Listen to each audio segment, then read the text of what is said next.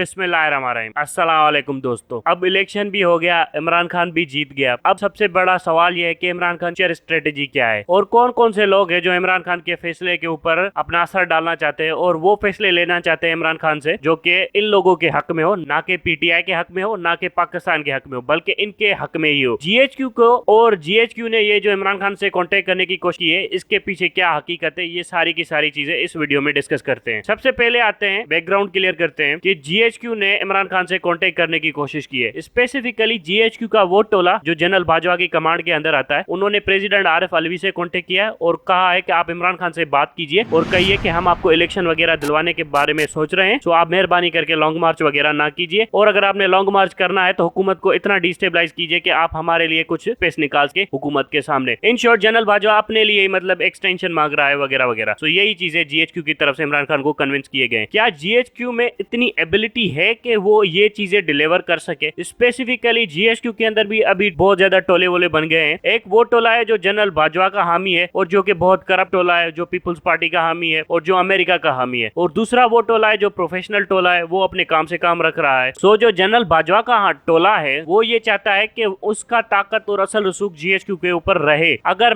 General Bajwa का टोला GHQ के ऊपर रह जाता है, जिसे नवाज शरीफ साफ करना चाहते हैं, नवाज शरीफ क्लियरली जनरल बाजवा और उसके टोले को साफ करना चाहते हैं, अगर जनरल बाजवा और उसका टोला रह जाता है तो वो पीपल्स पार्टी को बहुत ज्यादा ताकत और जमात बनाने के बारे में सोच रहे हैं। वो धीरे धीरे पीपल्स पार्टी को स्पेस देने के बारे में सोच रहे हैं। आप ये देख लीजिए, लोकल बॉडीज इलेक्शन हुए थे, उसमें पीपल्स पार्टी ने अंधाधुंध करप्शन की थी। इलेक्शन ही नहीं हुई थी, सिलेक्शन हुई थी, लेकिन फिर भी किसी ने कोई सवाल नहीं उठाया। ये जो जीएचक्यू का इन्फ्लुएंस है इलेक्शन कमीशन ऑफ पाकिस्तान के ऊपर, ये सारा का सारा पीपल्स पार्टी को फेवर कर रहा है। आप यहाँ पर देखेंगे कि ये जीएचक्यू का इन्फ्लुएंस कभी भी मुस्लिम लीग नून को फेवर नहीं कर रहा, ये सारा का सारा पीपल्स पार्टी को फेवर कर रहा है। और यहाँ पर ये बात भी बड़ी क्लियरली चलती रहे कि ये जो लोग हमारे यहाँ पर है ना, इंस्टीट्यूशनलिज्म को प्रमोट करते हैं, इदारे आजाद होने चाहिए, इदारे आजाद होने चाहिए। कितने आजाद होने चाहिए भाईजान? इदारों ने पूरे के पूरे प्राइम मिनिस्टर को उतार के घर भेज दिया, और इससे ज्यादा क्या आजादी होगी इन इदारों को? और ये इदारे सिर्फ प्राइम मिनिस्टर के कंट्रोल से आजाद होने चाहिए, सियासी कंट्रोल से आजाद होने चाहिए, जीएचक्यू के कंट्रोल से आजाद नहीं होने चाहिए, जीएचक्यू के कंट्रोल के अंडर में रहने चाहिए, सिर्फ प्राइम मिनिस्टर के कंट्रोल से आजाद होने चाहिए। ये जो डबल स्टैंडर्ड है ना हमारे मीडिया के और हमारी इंटेलिजेंसिया के, जो कि ये चाहती है कि प्राइम मिनिस्टर का कंट्रोल किसी भी इदारे के ऊपर ना हो क्योंकि ये सियासी मुदाखलत है, और जीएचक्यू का कंट्रोल माशाल्लाह हर इदारे के ऊपर हो क्योंकि ये रियासत है। इस तरह की मुनाफिकत को प्रमोट करता है हमारी इंटेलिजेंसिया, हमारी मीडिया। अब ये कहते हैं ना इदारे आजाद होने चाहिए, ईसीपी आजाद नहीं है। ईसीपी के ऊपर किसका कंट्रोल है, कोई बता सकता है? जीएचक्यू का कंट्रोल है। क्यों कंट्रोल कर रहा है जीएचक्यू ईसीपी को? जीएचक्यू का क्या जाए इलेक्शन कमीशन ऑफ पाकिस्तान के साथ? और इलेक्शन कमीशन ऑफ पाकिस्तान कहां पर आजाद है? उसकी आजादी के लिए क्यों नहीं आवाजें उठाई जा रही? सारे इदारों को हाईजेक कर दिया है जीएचक्यू ने अपने अंदर में। ये जो पेमरा है जो बार बार नोटिस निकाल रहा है मीडिया को, इसके ऊपर किसका कंट्रोल चल रहा है? नेब के ऊपर किसका कंट्रोल चल रहा है? ये जो बार बार हमें कहते हैं ना इदारे आजाद होने चाहिए, तो ये सिर्फ प्राइम मिनिस्टर के पॉलिटिकल इन्फ्लुएंस से आजाद होने चाहिए या जीएचक्यू के इन्फ्लुएंस से भी आजाद होने चाहिए? जीएचक्यू के इन्फ्लुएंस के हवाले से कोई बात नहीं करता है यहाँ पर, सिर्फ ये कहते हैं कि सियासतदानों का असल रसूख नहीं होना चाहिए। ये जो पुलिस वाले लोगों को उठा रहे हैं घरों से बगैर किसी वारंट गिरफ्तारी के, बगैर किसी सबूत के, और उनके ऊपर टॉर्चर किया जा रहा है, तो इस पुलिस के इदारे के ऊपर किसका कंट्रोल आ रहा है? कौन इस इदारे को अपने मकसद के लिए इस्तेमाल कर रहा है? जीएचक्यू कर रहा है ना। जीएचक्यू जब पुलिस के ऊपर अपना अनकॉन्स्टिट्यूशनल पावर एक्सरसाइज कर रहा है, इस पुलिस के इदारे को हाईजेक करने की कोशिश कर रहा है, तब वो लोग कहाँ मर जाते हैं जो कहते हैं कि इदारे आजाद होने चाहिए, इदारों के ऊपर सियासी असल रसूख नहीं होना चाहिए। यहाँ पर डायरेक्टली आपको जीएचक्यू का पॉलिटिकल इन्फ्लुएंस दिख रहा है पुलिस के ऊपर, फिर भी ये लोग नहीं बोलते। हाँ, अगर प्राइम मिनिस्टर किसी एक एसपी को यहाँ से वहां कर दे, ये देखे पुलिस का तो तमाशा बन गया। पुलिस के साथ तो ये लोग चलना ही नहीं चाहते, पुलिस को तो मतलब अपनी जेब में रखना चाहते हैं। यही ड्रामा करता है ना ये मीडिया। तो अब क्यों नहीं ये ड्रामा करता मीडिया के जीएचक्यू हाईजेक करके बैठा हुआ है पाकिस्तान के पूरे इंस्टीट्यूशन को? फिर यहाँ पर अजीब ही ड्रामा होता है। ये तो रियासत है ना, रियासत को सब कुछ अलाउ है, ये रियासत सब कुछ कर सकती है। ये तमाशा पाकिस्तानियों को पढ़ाया जाता है और मीडिया के थ्रू बिल्कुल इंसानों के जहनों में डाला जाता है। और यही जीएचक्यू जब कोर्टों के ऊपर अपना इन्फ्लुएंस एक्सरसाइज करने की कोशिश करता है तब भी कोई नहीं कहता, लेकिन प्राइम मिनिस्टर अगर किसी के खिलाफ कोई कंप्लेन कर दे, देखिए जी सियासी मुदाखलत हो रही है, ये तमाशा हो रहा है। यही सब कुछ करना है ना पाकिस्तान के साथ। इसीलिए पाकिस्तान की ये हालत है कि 300 बिलियन डॉलर की जीडीपी है, मुस्तकबिल के बारे में टक्का नहीं पता कि बचेगा भी कि नहीं बचेगा। यही वो घटिया हरकतें जो इस मीडिया ने, इस इंटेलिजेंसिया ने की है, जिसकी वजह से पाकिस्तान की ये हालत हुई है। अब आते हैं कि ये जो इमरान खान को मैसेज दिए जा रहे हैं और उसकी पार्टी के अपने लोग ही कह रहे हैं कि आपको जीएच के साथ ताल्लुकात ठीक करने चाहिए। पहली चीज जीएचक्यू के साथ ताल्लुकात ठीक करके आपने हासिल क्या करना है? सिंपल और सिंपल सी चीज है, जीएचक्यू के साथ आपके जितने भी ताल्लुकात अच्छे हो जाएं, at the end of the day ये एक पावर बैटल है, जीएचक्यू आपको डिच करेगा। अगर आपने जीएचक्यू को डिच नहीं किया टाइम के ऊपर तो जीएचक्यू आपको डिच करेगा, ये हकीकत है, इससे कोई डिनाई नहीं कर सकता। या तो इस रियासत के अंदर एक ही बादशाह होगा या तो कोई बादशाह नहीं होगा। अगर जो पीटीआई के लोग ये समझ रहे हैं कि ये जीएचक्यू के साथ मिलजुल कर ये रियासत चला लेंगे तो उनको पावर डायनामिक्स का अलफ बे भी नहीं पता, क्योंकि तख्त पर एक ही बादशाह बैठता है और इस वक्त वो जीएचक्यू है और जीएचक्यू उतरना नहीं चाहता। सो ये जो लोग कह रहे हैं ना कि जीएचक्यू के साथ अच्छे ताल्लुकात बनाए हमें बड़ा फायदा होगा, कुछ भी फायदा नहीं होगा। At the end of the day GHQ अपने मुतालबात, नाजायज मुतालबात लेकर प्राइम मिनिस्टर के सामने आ जाएगा। अगर आपने जान छुड़ानी है पाकिस्तान की हमेशा हमेशा के लिए और पाकिस्तान को हकीकत में आजाद करवाना है तो जीएचक्यू को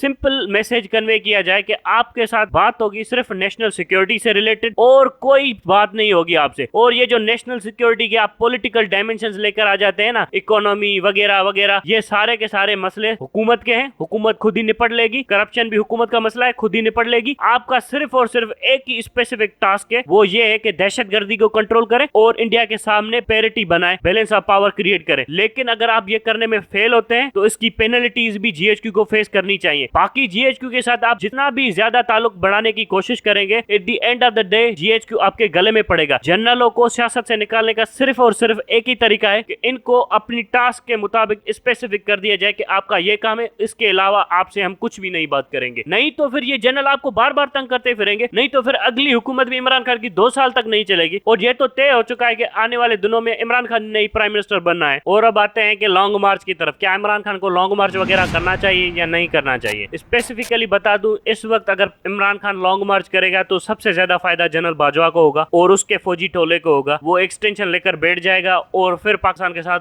और बिगाड़ करने की कोशिश करेगा। ये बहुत ही करप्ट जनरलों का टोला है जो ऊपर आकर बैठ चुका है, इनसे जान छुड़ाना बहुत जरूरी है। भले आप नवाज शरीफ से लाख तलाफ करें, लेकिन नवाज शरीफ के जो स्टैंड्स हैं जीएचक्यू के खिलाफ वो बिल्कुल ठीक स्टैंसेस हैं नवाज शरीफ के। और जो जनरल आसिम मुनीर को भले वो अपना ही बंदा समझ कर लाए, लेकिन जनरल आसिम मुनीर को भी रियलिटीज देखकर ही फैसले करने पड़ेंगे और जनरल आसिम मुनीर भी कोई उल्टे सीधे फैसले नहीं कर सकेगा और जनरल आसिम मुनीर को धीरे धीरे श्रिंक होना ही पड़ेगा। हाँ, जनरल आसिम मुनीर सिर्फ एक ही जगह पर इमरान खान को डेंट डालने की कोशिश कर सकता है और वो बड़ा सॉफ्टली डालेगा भी, और वो है चौधरी परवेज इलाही। और चौधरी परवेज इलाही को किसने हम सबके ऊपर मुसल्लत किया? वो भी खुद इमरान खान ने किया। अगर चौधरी परवेज इलाही इतना ही वफादार था पीटीआई का और पीटीआई के हक की लड़ाई में इतना ही कंट्रीब्यूट करना चाहता था तो ये पंजाब की सीट छोड़ सकता था ना, पंजाब की चीफ मिनिस्टरशिप छोड़ सकता था, एक कारकुन की हैसियत से भी काम कर सकता था। वफादारियां तो आप तब साबित करते हैं ना जब आप ओहदे भी ना लें और फिर भी आप साथ खड़े रहें। यह कौन सी वफादारी हुई जब आप ओहदों के लिए पीटीआई के साथ खड़े? एक तरफ अच्छा नाम कमा रहे हैं कि मैंने पीटीआई का साथ दिया, दूसरी तरफ सीएमशिप कमा रहे हैं और तीसरी तरफ जाकर लंदन में मुलाकातें करें। इस तरह के मुनाफिकों से बचे। और चौधरी परवेज इलाही जरूर इमरान खान को डिच करेगा, बहुत जल्द करेगा और मैं चाहता हूं कि डिच करे ताकि इस गंदगी से भी पीटीआई का सफाया हो जाए, शाह महमूद कुरैशी से भी पीटीआई का सफाया हो जाए। जान छोड़े ये बंदे, ये खामखा लीच की तरह। और ये जो है आपका बुढ़ा जो आईएसआई का हेड बना फिरता था, डायरेक्टर था यहाँ पर मुशर्रफ के दौर में, एजाज, जनरल एजाज, ये इस तरह के लोगों से भी पीटीआई की जान छूटनी चाहिए। ये मुनाफिकों का टोला है और शेख रशीद, ये सारे के सारे मुनाफिकों के टोले हैं। इनसे पीटीआई की जान छूट जाए, अल्लाह करे कि जान छूट जाए, वरना ये लोग अगर बच गए पीटीआई के अंदर ना तो फिर यही होगा, इमरान खान इलेक्शन जीतेगा तो यही शाह महमूद कुरैशी रोना धोना शुरू कर देगा कि मुझे पंजाब की चीफ मिनिस्टरशिप दो और पार्टी के अंदर धड़ेबंदी करना शुरू कर देगा। और यही एजाज वगैरह है जो कहेगा कि इसको इंटीरियर मिनिस्टर बना दो वगैरह वगैरह। और यही शेख रशीद को इंटीरियर मिनिस्टर के लिए फिर से बुलाकर बिठा दिया जाएगा। शेख रशीद ने इंटीरियर मिनिस्टर बनकर क्या उखड़ा है पाकिस्तान के लिए? और फिर वो जो यंग ब्लड है जो काम करना चाहता है मुराद सईद की तरह, उन सब के साथ क्या होगा? तो मेहरबानी करके इमरान खान को भी इस तरह से फैसले नहीं करने चाहिए और इन लोगों को, और जो लोग इस वक्त इमरान खान को ब्लैकमेल कर रहे हैं ना, उनसे मेहरबानी करके जान छुड़ाए। और ये जो होता है ना कि लिहाज करना है, बहुत साथ रहे, ये वो कोई लिहाज नहीं करना। अगर आप लिहाज करेंगे तो यही होगा कि 25 एमएनएस एमपीएस आपको धोखा देकर सामने खड़े हो जाएंगे। ये सियासत है, इसमें सख्ती रखनी पड़ती है। Thank you very much.